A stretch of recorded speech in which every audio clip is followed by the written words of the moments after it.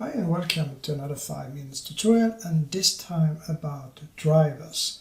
Drivers are powerful and will take a lot more than 5 minutes to cover, but to give you an introduction that I can do in 5 minutes. So we have this material, and if I go to the render view, it's just white, so we add a texture, so Shift A, texture, and we can use a noise texture for instance, and take the factor to the base color, and now we see some noise here. And to make that noise pan or move on this texture, I can use a driver. And the driver is information or expressions that you can put into your material to control it from things outside of the material, like let's say this position of the camera here, or the rotation of the plane, or wherever the light is, or what frame we are using, for instance. And in this case we can use the frame. So one way to do it is to press Shift A, input, and go to value. And if you write this character here, then you tell Blender that you are going to do a driver. And one of the driver's built-in functions are frame. So if I just write frame, you will get a purple thing here which says this is a driver. And if I then change the frames here, you can see that this is moving. And that means that we can use that information and connect it to our material. So let's say that we would like to move this, then I can add a texture coordinate, press Shift A, input texture coordinate, and I can use some vector math, so Shift A, and then I go to converter, vector math, and I can also add combine, so Shift A, converter, combine XYZ, and say that this value should only be in the X direction. So I take that to the vector, take the UV here, and then this to the noise. And when I run, you can see it goes really fast. So we can add other stuff into this driver to make it go a little bit slower. So we can right click and select edit driver, and then this little window pops up. And right now you can see it says expression frame. So that is a scripted expression. That means that you can write a lot of code here or formulas to change the output. So we can just add multiply 0.1 for instance, and now if I run this, it will go slower. And if I then go in again, edit driver, and change it to 0.01, it will then update, and just press on something else and try again, it goes much slower.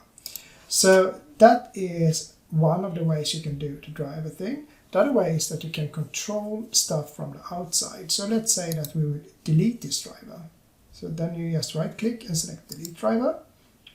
Then the purple thing disappears, and you can right click and set add driver, and that you get in this, and then you can create everything from scratch.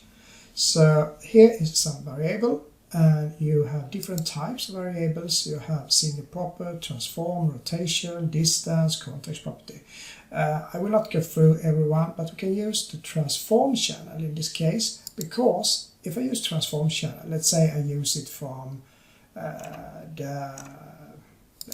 let's take the light here for instance. So I move that so you can see it. Here we have the light. Now I go back here and press edit since I lost it. So if I select the light here for instance, then I have location and rotation and scale from the light that I then can use in my material.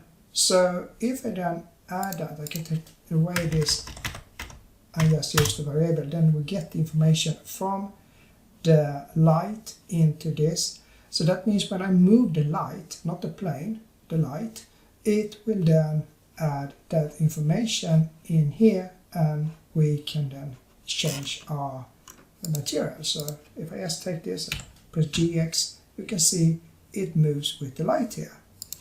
And you can do a lot more here, but we don't have time for it. But I can just tell you that it's okay here to add like if statements. You can say if something is bigger than something else, like so.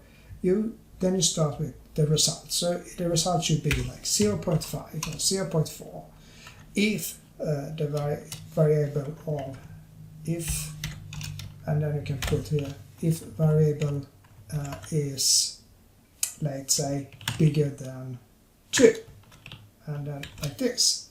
So that means that if the information, the x location, is on a position that is bigger than 2, the result out will then be 0.4. So then you get that, but now you get an error, and that is because you also need to tell the information about what happens if it's not bigger than 0. So then you just put in else, and then it will be 1, for instance. And you can see now it's disappeared here because now we have, if it's bigger than 0.2, then we get the result of 0.4. If it's not bigger than 2, then we get the result of 1. So you have a lot of complicated stuff you can put in here, and also some simple formulas. So we can also write simple like pi, for instance, and now you also have to delete the old one first, and now you can write it here. So now it understands it, and you get the pi information here. So that is a really powerful thing, and it's called drivers. You can use it for not just material, you can use it for anything in Blender, but it's really good to use with the material to change things in it. I can do a longer course later on that. But right now I say bye for now and see you tomorrow.